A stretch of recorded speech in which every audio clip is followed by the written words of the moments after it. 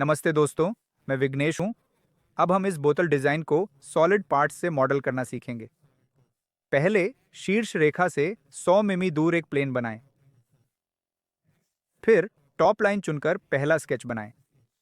केंद्र से 8 भुजाओं वाला बहुभुज प्रोफाइल चुनें। इस लाइन को क्षैतिज बाधाओं में बदलें। फिर दो विपरीत लाइनों को 100 मिमी लंबवत बनाएं। अब स्केच से बाहर निकलें। प्लेन एक पर नया स्केच बनाएं। 8 भुजाओं वाला अष्टभुज बनाएं। पहले रैंडम खींचें, फिर क्षैतिज लाइन को बाधाओं में बदलें।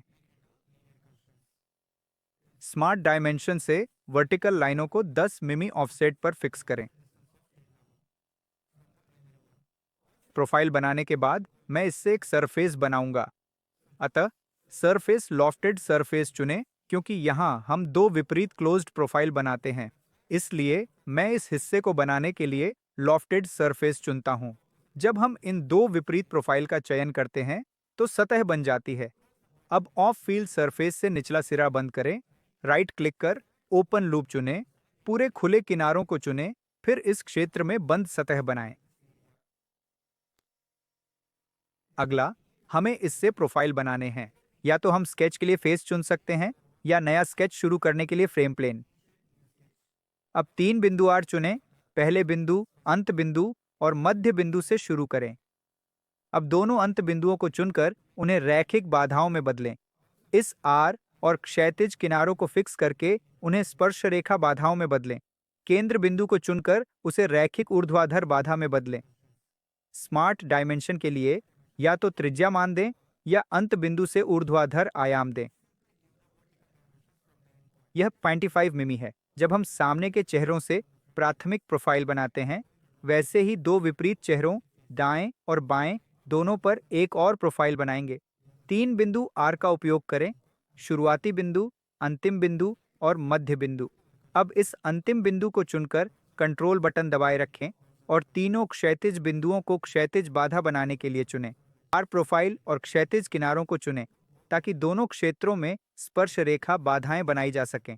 पूरा प्रोफाइल निश्चित हो जाता है। स्केच से बाहर निकलें। इस प्रोफाइल को 3D वक्र बनाएं, क्योंकि हम इसे विपरीत चेहरों पर प्रोजेक्ट करेंगे। Project curve sketch on faces के अंतर्गत मैं इन विपरीत चेहरों को चुनूंगा। द्विदिशात्मक प्रकार भी चुनें, क्योंकि हम वक्र को विपरीत क्षेत्र में प्रोजेक्ट करेंगे।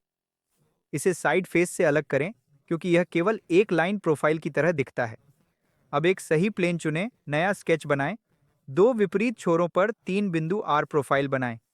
शुरुआती बिंदु, अंतिम बिंदु और मध्य बिंदु फिक्स करने के बाद अंतिम बिंदु और 3D कर्व को चुनकर दोनों छोरों पर संयोजन बाधा लगाएं। इस अंतिम बिंदु को लंबवत किनारे पर फिक्स करें। आर और क्षैतिज किनारे को चुनकर स्पर्श रेखा बाधा बनाएं। फिर स्केच से बाहर निकलें। पिछले की तरह ही प्रोजेक्ट करें। प्रोजेक्ट कर्व फेस पर स्केच, इस स्केच और द्विदिशात्मक प्रकार चुनें। अब कर्व इस सतह क्षेत्र पर प्रक्षेपित हो गया है। 3D स्केच में पूरा 3D कर्व चुनें और कन्वर्ट एंटिटीज से 3D स्केच बनाएं। इस 3D कर्व को 3D स्केच में प्रोजेक्ट करें। बाहर निकलें। अब इस 3D स्केच से साइड सरफेस को ट्रिम करूंगा। इंसर्ट सरफेस, ट्रिम सरफेस पर जाएं। स्टैंडर्ड टाइप चुनें। 3D स्केच को प्राइमरी ट्रिम टूल चुनें और ऊपरी अतिरिक्त सतह हटाएं। स्केच प्रोफाइल क्षेत्र के अलावा ऊपरी सतह को एक एक करके चुनें, ताकि स्केच प्रोफाइल के आधार पर सभी अतिरिक्त भाग हटें।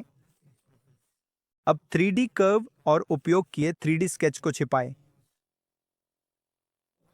3D स्केच छिपाकर इन फेस को चुनें और स्केच प्रोफाइल बनाएं। हम सीधे स्केच प्रोफाइल बना सकते हैं। ऑफसेट एंटिटीज पर जाएं, फिर 3 मिमी की ऑफसेट दूरी निर्धारित करें। 3 मिमी मान दें और चाहे किनारों से नया स्केच बनाएं।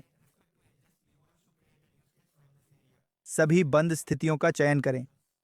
विपरीत दिशा चुनें ताकि स्केच सतह के अंदर प्रोजेक्ट हो। इससे पहले पिछले वाले पर वापस जाए।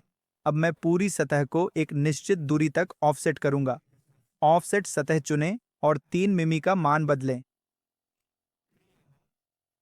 एक एक करके सभी सतह क्षेत्र चुनें। फिर एंटिटीज को बताए 3 मिमी तक ऑफसेट करें। फिर से ऑफसेट सतह चुनें और नीचे वाला लें। इसे नीचे वाले से 10 मिमी दूर ऑफसेट करना होगा। नई सतह बनाकर मूल छिपाई और अतिरिक्त भाग काटें। इसलिए ट्रिम सरफेस का उपयोग करें, या तो हम सीधे ट्रिम सरफेस कमांड टाइप कर सकते हैं।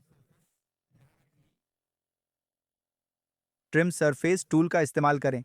मानक टूल सिर्फ फ्लैट सरफेस है और रिमूव सिलेक्शन सबसे नीचे वाला है। इसे पूरी तरह हटा दें। हम इंसर्ट सरफेस जाकर भी ट्रिम सरफेस चुन सकते हैं।